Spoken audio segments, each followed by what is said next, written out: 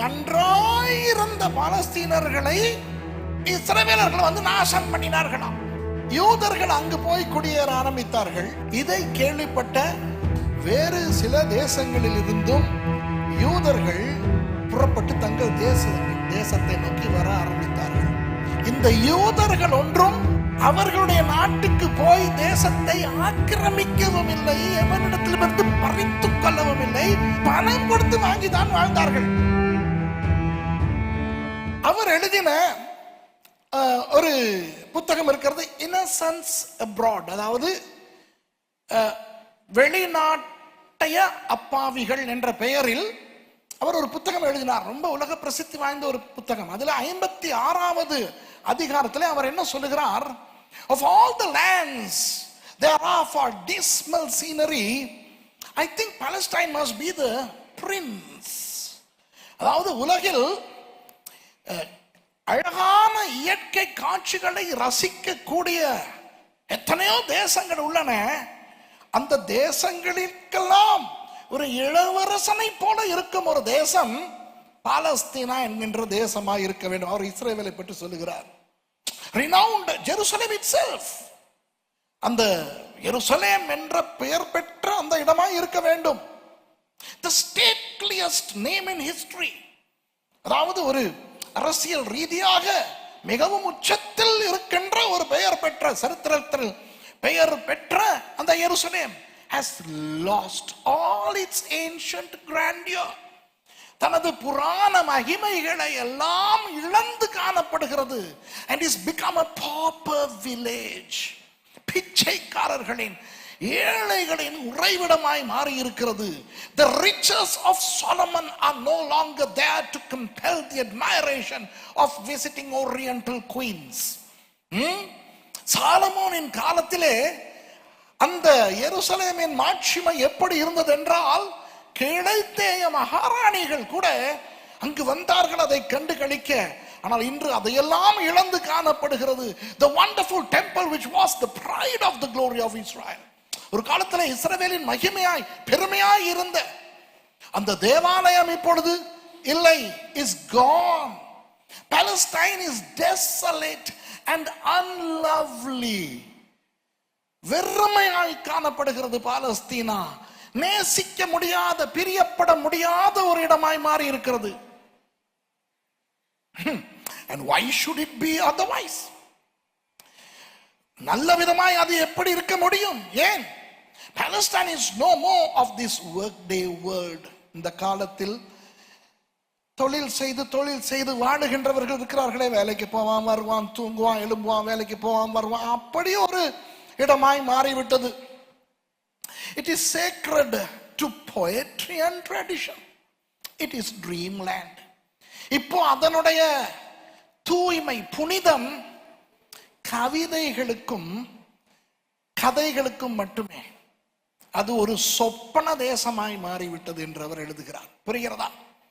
1867 பாலஸ்தீனாவுக்கு போன mark Twain இப்படி ஒரு கேவலமான காட்சியைத்தான் எழுதுகிறார். ஆனால் என்ன சொல்லப்படுகிறது? நன்றாயிருந்த பாலஸ்தீனர்களை இஸ்ரவேலர்கள் வந்து நாசம் பண்ணினார்களாம். அப்ப மார்க் ட்வெயின் சொல்றது பொய்யா? அவர் அவர் அவர் அவ்வளவு அழகாக அவர் பல புகைப்படங்களையும் எடுத்திருக்கிறார் அந்த காலத்தில் இருந்த அந்த ஒரு வித புகைப்பட கருவிகளை வைத்து. சரி, இப்போ யூதர்கள் அங்கு போய் குடியேற ஆரம்பித்தார்கள். இதை கேள்விப்பட்ட சில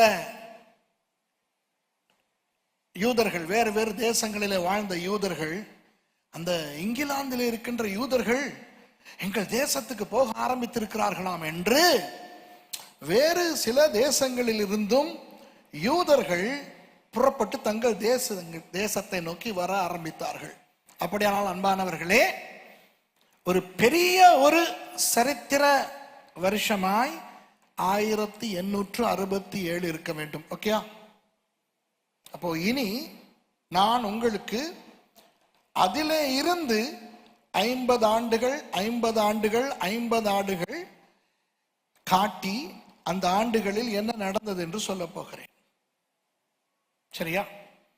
1867 அவர்கள் வர தொடங்கி அது அவர்களுடைய யூதர்கள் மத்தியிலே கொஞ்சம் பிரபலமாக நிறைய யூதர்கள் அவர்கள் தீர்மானித்தார்கள், நாங்கள் அலியாஹ் மேற்கொள்ள போகிறோம் என்று. அலியாஹ் என்றால் வேத காலத்திலே எருசலேமுக்கு போவோம் வாருங்கள் என்று சொன்னால், எருசலேம் மேலே இருக்கிறது, கடல் மட்டத்திலிருந்து மிகவும் உயரத்தில் இருக்கிறது. அப்போ இஸ்ரவேலிலே வேறு பிரதேசங்களில் இருந்து எருசலேமுக்கு போகிறவர்கள் ஏறித்தான் போக வேண்டும். ஆகவே அலியா என்பது ஏறி செல்வோம் என்பதுதான்.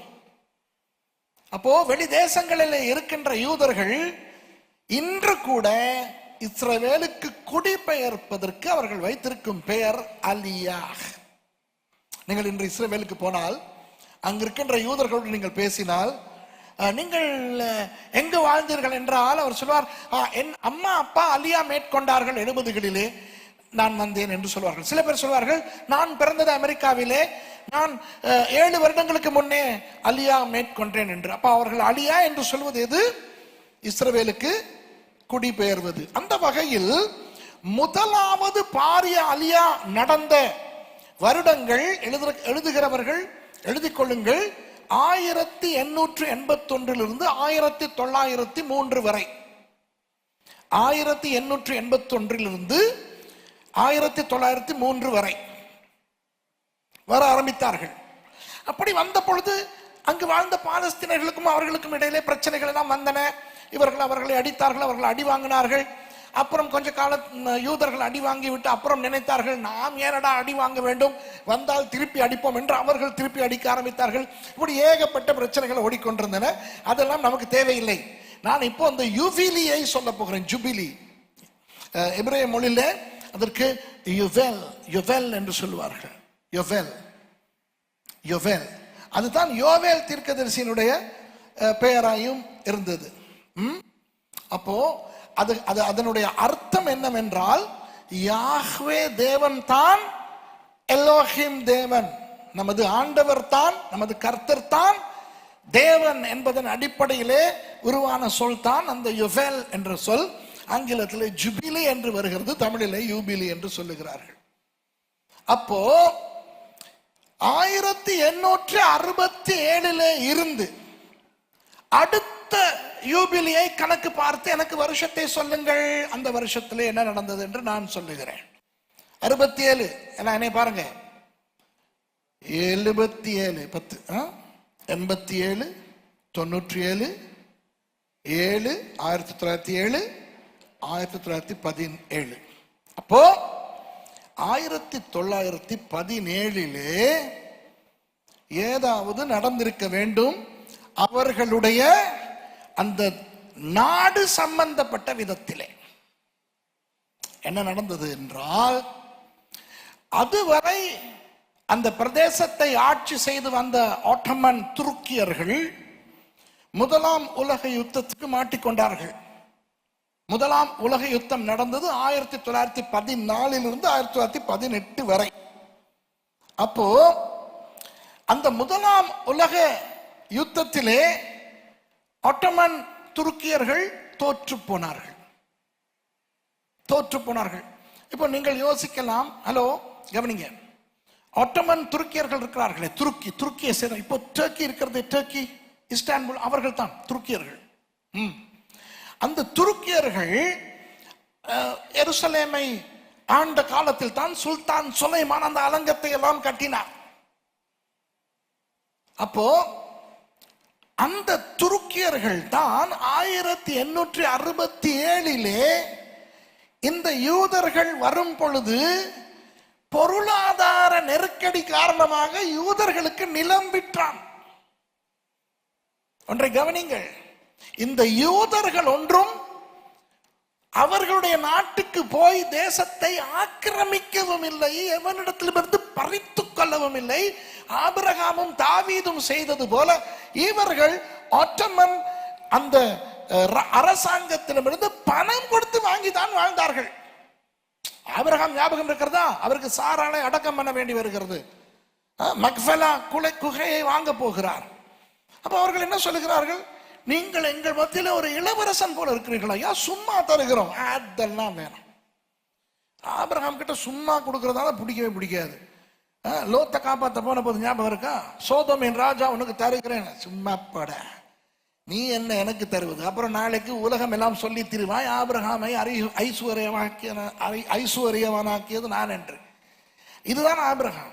அப்போ அவர்கள் அழகாக எத்தியர்கள் சொல்லும் பொழுது, இப்படி நீங்கள் இலவசமாய் பெற்றுக்கொள்ளுங்கள். அதெல்லாம் முடியாது, நான் பணம் கொடுத்து வாங்குகிறேன் என்று தேவன் கொடுப்பதாய் வாக்களித்த தேசத்திலே ஒரு பகுதியை கூட ஆபிரகாம் பணம் கொடுத்து வாங்குகிறார். தாவீது என்ன செய்தார்? அந்த அரவுனாவின் களத்துக்கு போய் அதிலே பலி செலுத்த ஆண்டவர் சொல்லும் பொழுது, அந்த அரவுனா என்கின்ற நான் தாவீதுக்கு சொல்லுகிறார், நான் சும்மா தருகிறேன். சும்மா வேணா ராசா என்று களத்துக்கு வேறு கிரயமும் மாடுகளுக்கு வேறு கிரயமும் கொடுத்து நிலத்தை வாங்கினார் தாவீது. அப்படிப்பட்ட ஆக்கள் இவங்க. அப்போ இந்த 1867 ஒட்டமன் அந்த சாம்ராஜ்யம் பொருளாதார வீழ்ச்சி, பேங்க்ரப்ட் அடைந்த நிலையிலே திடீரென யூதர்கள் வந்தார்கள். இவர்கள் நன்றாய் வாழ்ந்தவர்கள் யூதர்கள். அவர்கள் நாடற்றவர்களாய் அந்நிய தேசங்களிலே வாழ்ந்தாலும் வசதியாய் வாழ்ந்தவர்கள். பணம் கொடுத்து தான் வாங்கினார்கள்.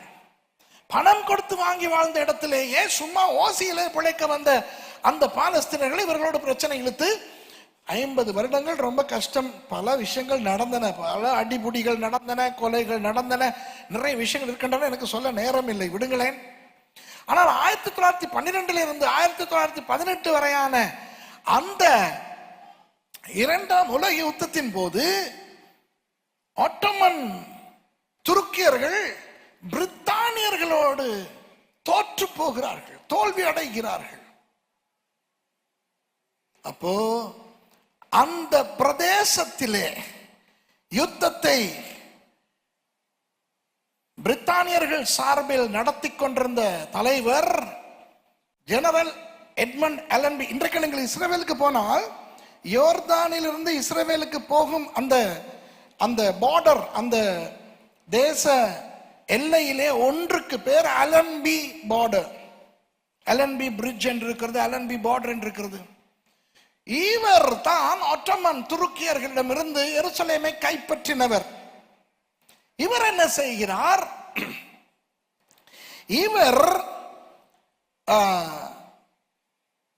இவர்களை தோற்கடித்து விட்டு ஜாஃபா கேட் என்று, எத்தனை பேர் இஸ்ரவேல் போயிருக்கிறீங்க? ஜாஃபா கேட் ஞாபகம் இருக்கா? ஜாஃபா கேட் ரொம்ப இருக்கிற கேட்டுகளே அட்வான்ஸ்டு கேட் வந்து ஜாஃபா கேட். அதில் குதிரையிலிருந்து இறங்கி கால்நடையாக உள்ளே போனார் எருசலேமுக்கு. நான் ஒரு ஜெனரலை போல குதிரையிலே வருகிறார் நமது எட்மண்ட் அலன்பி. வண்டர்ஃபுல். வீரர்கள் அங்கே பின்னணியில இருந்து செயல்படுகிறார்கள். அலன்பி குதிரையிலிருந்து இறங்கி, நான் குதிரை மீது ஏறி ஒரு ராணுவ தளபதியாக எருசலேமுக்குள் நுழையக்கூடாது, இது என் தேவனுடைய தலைநகரம், தாழ்மையாய் போவேன் என்று குதிரையை வைத்துவிட்டு இவர் இறங்கி கால்நடையாய் அப்படியே ஜாஃபா கேட்டுக்குள்ளே போகிறார். யாராவது ஜாஃபா கேட்டை பற்றி உங்களுக்கு நன்றாய் தெரியும் என்றால், ஜாஃபா கேட்டில் உள்ளே நுழைந்து அப்படி போகும் பொழுது, இப்போ டேவிட் மியூசியம் என்று ஒன்று இருக்கிறது, அது வரும். அது முன்பு இயேசுவின் காலத்தில் ஏரோதினுடைய ஒரு விடுமுறை அரண்மனையாய் இருந்த இடம். அந்த இடத்துக்கு அவர் ஏறி சென்று அவர் ஒரு பிரகடனத்தை அவர் முன்வைக்கிறார். அவர் சொல்லுகிறார், இன்றிலிருந்து இந்த எருசலேமுக்குள்ளே யூதர்கள் வர முடியும். அப்போ யூதர்களுக்கு யாரும் தடை விதிக்க கூடாது என்று அந்த ஜெனரல் அலன்பி அந்த இடத்துல எருசலேமை யூதர்களுக்காக அவர் திறந்து கொடுக்கிறார். அவர் ஒரு பெரிய ஒரு பேச்சையே 8 மொழிகளில் அதை மொழிபெயர்த்தார்கள், எபிரேய மொழி உட்பட அவர் பேசினார். அப்போ பிரித்தானிய அரசர் அவர் பால்ஃபர் டிக்ளரேஷன் என்று ஒன்று எழுதுகிறார். இஸ்ரவேலர்களுக்கு அவர்களுக்கென ஒரு தனி நிலத்தை சட்டப்படி கொடுக்கிறோம் என்று சொல்லி. அப்போ பாருங்கள், என்றைக்கு ஆண்டவர் தீர்க்க தரிசனமாய் அவர்களுக்கு சொன்னாரோ அதிலிருந்து 49 ஷபத்களுக்கு பிறகு வருகின்ற 50வது வருடமாகிய யுபிலி வருடத்திலே அவர்கள் எருசலேமுக்குள்ளே போக கூடிய அந்த நிலை அவர்களுக்கு வருகிறது. ஆனாலும் எருசலேம் அவர்களுக்கு சொந்தமாய் கிடைக்கவில்லை, போய் வரலாம், அவ்வளவுதான். இப்போ 1917 இருந்து இன்னும் ஒரு 50 வருடங்களை எண்ணுங்கள். 27, 37, 47, 57, 67. கவனிங்க, 1948 மே மாதம் 14ஆம் தேதி அவர்களுக்கு ஒரு தேசம் கிடைக்கிறது தான். ஆனால் எருசலேம் கிடைக்கவில்லை. தலைநகரம் இல்லா ஒரு தேசம், ஒரு தேசமே இல்லை, அப்படித்தானே? ஆகவே 48 இருந்து அவர்கள் ஒரு தேசமாய் இருந்தாலும் தலைநகரம் கிடைக்காதபடியினால் பாவம் ஏதோ ஒரு ஒரு சின்ன நிலப்பரப்பு கிடைக்கப்பட்டவர்களாக வாழ்ந்தார்கள். ஆனால் 1967ஆம் ஆண்டு ஜூன் மாதம் 6ஆம் தேதி 6 நாள் யுத்தத்தின் 2வது நாள் இஸ்ரேலிய படைகள் சிங்கவாசல் வழியாக, லயன்ஸ் கேட் வழியாக உள்ளே நுழைந்து எருசலேமை பிடித்துக் கொண்டது. அநேகர் நினைக்கிறார்கள் எருசலேம் பாலஸ்தீனர்களுடைய வசத்தில் இருக்கிறது. தேவாலயம் இருந்த அந்த மலை, மோரியா மலை, டெம்பிள் மவுண்ட், பாலஸ்தீனர்களுடைய வசத்தில் இருக்கிறது என்று. இல்லவே இல்லை. 1967ஆம் ஆண்டு ஜூன் 6ஆம் தேதியிலிருந்து இன்று வரை அது இஸ்ரவேலர்கள் வசம் தான் இருக்கிறது. இஸ்ரவேலர்கள் பாலஸ்தீனர்களுக்கு அனுமதி கொடுத்திருக்கிறார்கள். அந்த மசூதிகளை அன்று அவர்கள் இடித்து போடவில்லை. அல்-அக்ஸா, அல்-அமார், அந்த மசூதிகளை இடிக்கவில்லை. நீங்கள் உங்கள் ஆராதனைகளை செய்யலாம் என்று அனுமதி கொடுத்திருக்கிறார்கள், அவ்வளவுதான். இஸ்ரவேல் எருசலேமை 4ஆய் பிரித்து அதில் இஸ்லாமியர்களுக்கு ஒரு முஸ்லிம் குவார்டர், காலாகாலமாய் இருந்து வந்த கிறிஸ்தவ ஆர்மேனியர்களுக்காக ஆர்மேனியன் குவார்டர், அது போக வேறு கிறிஸ்தவர்கள் எல்லாம் நிறைய இருந்தபடினால் அந்த சர்ச் ஆஃப் த ஹோலி செபால்கர் இருக்கின்ற அந்த 4இல் ஒரு பகுதியை கிறிஸ்டியன் குவார்டர் ஆக்கி தங்களுக்கென 4இல் ஒரு பகுதியாக ஜூயிஷ் குவார்டரை வைத்திருக்கிறார்கள். அதிலே தான் கோட்டேல், அந்த யூதர்களுடைய அந்த புலம்பல் சுவர், அப்புறம் அவர்களுடைய சினகாக், அதெல்லாம் இருக்கிறது.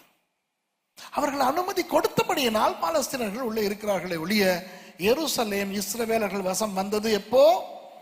1967ஆம் ஆண்டு. அதிலே இருந்து 50 வருஷம் எண்ணுங்கள். 77, 87, 97, 2007, 2017. 2017 டிசம்பர் மாதம் டொனால்டு ட்ரம்ப் உத்தியோகபூர்வமாக உலகத்துக்கு அறிவிக்கிறார், இஸ்ரவேலினுடைய தலைநகரம் எருசலேம் என்று. ஏன் டொனால்டு ட்ரம்ப் அறிவிக்க வேண்டும்? உங்களுக்கு தெரியுமா, 1948ஆம் ஆண்டு இஸ்ரவேலர்கள் ஒரு தேசமாய் வந்த பொழுது அந்த தேசத்தை அவர்களுக்கு எழுதி கொடுத்தது பிரித்தானியர்கள் அல்ல, ஹாரி ட்ரூமன் என்கின்ற அமெரிக்க ஜனாதிபதி. பிரித்தானியா கொஞ்சம் தயங்கினது, பயந்தது. ஏனென்றால் 2ஆம் உலக யுத்தத்தில் அவர்களுக்கு பாரிய அடி. 1945ஆம் ஆண்டு அவர்களுக்கு நிறைய அடி விழுந்தது. அந்த அடியின் நிமித்தமாக அவர்கள் தேவையில்லாத வம்பு நமக்கு வேண்டாம் என்று சொல்லி அவர்கள் விட்டபடியினால் ஹாரி ட்ரூமன் அதை கொடுத்தார். அப்ப அமெரிக்கா இஸ்ரவேலர்களுக்கு கொடுத்தாலும் எருசலேமை கொடுக்க அவர்களால் முடியவில்லை. புரியுதா? ஹாரி ட்ரூமனும் சரி, அதற்கு பின் வந்த ஜனாதிபதிகளும் சரி, ஏன் இஸ்ரவேலுக்கு சாதகமாக இருந்த ஜிம்மி கார்ட்டரா இருக்கட்டும், ரொனால்டு ரேகனா இருக்கட்டும், இவர்கள் கூட யாருமே, ஜான் எஃப் கென்னடியா இருக்கட்டும், எருசலேம் இஸ்ரவேலின் தலைநகரம் என்று உத்தியோகபூர்வமாக சொல்லவில்லை. பாராக் ஒபாமா சொல்ல மாட்டார். அவர் ஏதோ அமெரிக்கா இஸ்ரவேலோடு நட்பாக இருக்க வேண்டும் என்றபடியினால் இருந்தவர். அவர் முகமது ஹுசைன் பாராக் ஒபாமா, அவர் எப்படி எருசலேம் இவர்களுடையது என்று சொல்லுவார்? ஜோ பைடன் பாவம், அவர் தான் பேசுவது என்னவென்றே அவருக்கு புரியாது. அவரா இதையெல்லாம் சொல்ல போகிறார். பில் கிளின்டன் வேற மாதிரி ஒரு ஆள். பில் கிளின்டனுக்கு நீ எருசலேமை தலைநகரமாக்கினால் உனக்கும் 72 கன்னிகள் கிடைப்பார்கள் என்று சொல்லி இருந்தால், ஒருவேளை அவர் எருசலேமை இஸ்ரவேலின் தலைநகரம் என்று சொல்லியிருப்பார். அவர் அந்த மாதிரி ஒரு ஆள்.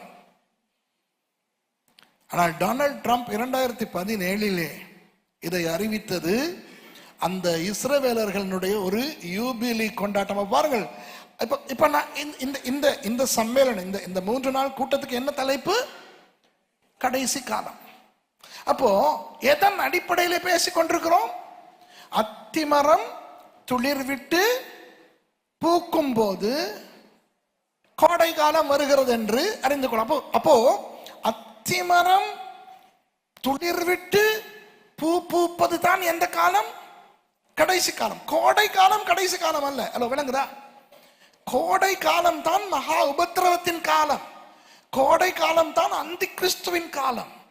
கோடை காலத்திலே தான் கிறிஸ்தவர்கள் இருக்க மாட்டார்கள், எடுத்துக்கொள்ளப்பட்டு விடுவார்கள். அந்த காலம். அப்போ அந்த கோடை காலத்துக்கு முந்தின வசந்த காலம் தான் கடைசி காலம். புரியுதா? அப்போ இப்ப வசந்த காலத்தை தான் உங்களுக்கு சொல்லுகிறேன். வசந்த காலம் ஆரம்பித்தது 1867. அலோ, விளங்குதா? புரியுதா உங்களுக்கு? அதில இருந்து ஒவ்வொரு யூபிலியாக கணக்கெடுத்து கொண்டு வந்தால், அடுத்த யூபிலியிலே பால்ஃபர் டிக்ளரேஷன் கிடைக்கிறது 1917. அடுத்த யூபிலியிலே யூதர்கள் எருசலேமை கைப்பற்றிக் கொள்கிறார்கள் 1967. அடுத்த யூபிலியிலே டொனால்ட் ட்ரம்ப் அறிவிக்கிறார் இஸ்ரவேலின் தலைநகரம். அப்போ அடுத்த யூபிலி எப்போ? 27, 37, 47, 57, 67. எனக்கு தெரியாது 2067 என்ன நடக்க காத்திருக்கிறது என்று எனக்கு தெரியாது. ஆனால் ஒன்றை சொல்லுகிறேன், யூபிலி என்றால் என்ன? 50வது இல்லையா? அப்போ அந்த யூபிலி எத்தனையாவது யூபிலியா இருக்க போகிறது? 5வது. ஒரு வேளை சபை எடுத்துக்கொள்ளப்படாவிட்டால், இப்போ நீங்க சொல்லாதீங்க, அப்ப 67 வரைக்கும் இருக்க போறாரா? இல்ல. நான் என்ன அடிக்கடி சொல்லுவேன் என்றால், நாம் கிறிஸ்தவர்கள் இன்று சபை எடுத்துக்கொள்ளப்பட்டாலும் போக ஆயத்தமா இருக்க வேண்டும். ஒரு வேளை இன்னும் 50 வருடங்களுக்கு பிறகுதான் நடக்க போகிறது என்றாலும் ஆயத்தமா இருக்க வேண்டும் என்று நான் சொல்லியிருக்கிறேன். என்னுடைய எத்தனையோ பிரசங்கங்களே சொல்லியிருக்கிறேன். நான் அந்த 50 சொல்லும் போது யூபிலியை மனதில் வைத்துக் கொண்டுதான் சொல்லுவது. அதுதான். மற்றபடி நான் ஒன்றும் 2067 அப்போ 2067 தான் அப்படியெல்லாம் இல்லை. ஒருவேளை சபை எடுத்துக்கொள்ளப்படாவிட்டால், ஒருவேளை நம்மள நிறைய பேர் இருக்க மாட்டோம். இப்ப இருக்க சின்ன பிள்ளைகள்லாம் கொஞ்சம் இருக்கும். அப்படி சபை எடுத்துக்கொள்ளப்படாவிட்டால் பொழுது என்ன நடக்க காத்திருக்கிறதோ எனக்கு தெரியாது. சரி, இப்போ இன்றைய பாடத்தின் கடைசி பகுதியாக நான் ஒரு பயங்கரமான விஷயத்தை உங்களுக்கு முன்வைக்க போகிறேன். நாளைக்கு நான் பிசாசினுடைய செயலாக்கங்களை பேச இருக்கிறேன். நாளையில இருந்து நான் உங்களுக்கு பாபிலோனிய ஆவிகளை பற்றி பேச போகிறேன், பெர்ஷியா ஆவிகளை பற்றி பேச போகிறேன். எசபெலின் ஆவி, அத்தாலியாவின் ஆவி, ரப்சாக்கேனுடைய ஆவி, எரோபியாமின் ஆவி எல்லாம் எப்படி செயல்படுகின்றன என்றெல்லாம் நான் உங்களுக்கு பேச போகிறேன். அதை இப்பொழுது நான் ஆரம்பிக்க போகிறேன். இப்போ பிசாசு, இவ்வளவு நேரம் தேவனை பற்றி, அவருடைய செயலாக்கங்களை பற்றி பேசிக்கொண்டு வருகிறோம், எப்படி கடைசி காலத்தில் தேவன் செயல்படுகிறார் என்று. அடுத்த பக்கத்தில் பிசாசு சும்மா இருப்பானா? பிசாசு என்றால் யார்? எதிரி. எதிரி என்ன செய்வான்? எதிரித்தனம் தான் செய்வான். அவன் எதிரித்தனம் செய்யாவிட்டால் அவன் எதிரியே அல்ல. அவன் யாருடைய எதிரி? அவன் தேவனுடைய எதிரி. அப்ப தேவனுடைய எதிரி என்றால் அவன் எப்படி எப்படி செயல்பட்டிருக்கிறான்? வேத காலத்திலே பார்த்தால் நமக்கு தெரியும் அவன் எப்படி எப்படி தேவனுக்கு எதிராக செயல்படுகிறான். ஆண்டவர் ஏதாவது செய்தால் அதை அதிலே ஒரு குறை இருப்பது போல மனிதனுக்கு காட்டுவான். அதற்கு பதிலாக அவர் ஒரு தீர்வை வைத்திருப்பார். இப்போ அத்தி மரத்தை பற்றி பேசுகிறோம். உங்களுக்கு தெரியுமா? தெரியும், ஆனா சொல்லும் போதுதான் சில பேருக்கு படும். வேதத்திலே முதல் தரம் ஒரு பழத்தின் பெயர் ஒரு வந்தால் அது அத்தி தான். அது தெரியுமா? பைபிள்ல முத திராட்சைன்னு வரவே இல்லையே, ஒலிவம்னு வரவே இல்லையே, அத்தி தான் வருது. எப்போ? தாங்கள் நிர்வாணிகள் என்று அவர்கள் அறிந்து அத்தி இலையை தைத்து கொண்டார்கள். அதற்கு முன்னே திராட்சை செடின்னு திராட்சைன்னு வருதா, ஒலிவம்னு வருதா, வேற ஏதாவது உங்களுக்கு தெரிஞ்ச வேதத்தில் இருக்கிற பழங்கள் ஏதாவது வருதா? இல்லை. அப்போ வேதத்திலே முதல் நாம் வாசிக்கும் பழம் எது? அத்தி. அப்ப அந்த இடத்திலே அத்தி என்னவாய் செயல்படுகிறது என்றால் தீர்வாய் செயல்படுகிறது. ஆதாமும் ஏவாளும் பாவம் செய்து விட்டார்கள். இப்ப அவர்களுக்கு புரிந்து விட்டது, அடே தப்பு பண்ணி விட்டோமே, இப்போ கண்கள் திறந்து விட்டது, நிர்வாணிகளா இருக்கிறோம், பயந்து அவர்கள் ஒளிகிறார்கள்.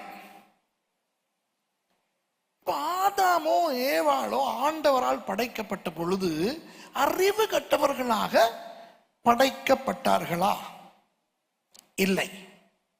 அது எப்படி தெரியும்?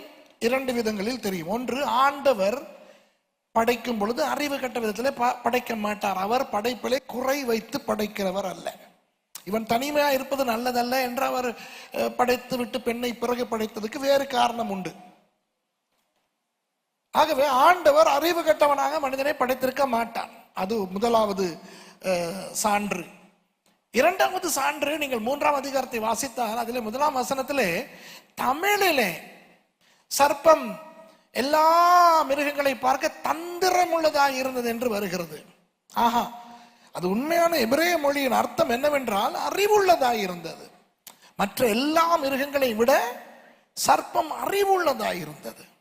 அப்ப சாத்தானுக்கு தெரியும் இவர்கள் அறிவு மிகுந்தவர்கள் என்றபடியினால் அறிவுள்ளவனை ஏமாற்ற அறிவுள்ளவனை அல்லவா அனுப்ப வேண்டும்.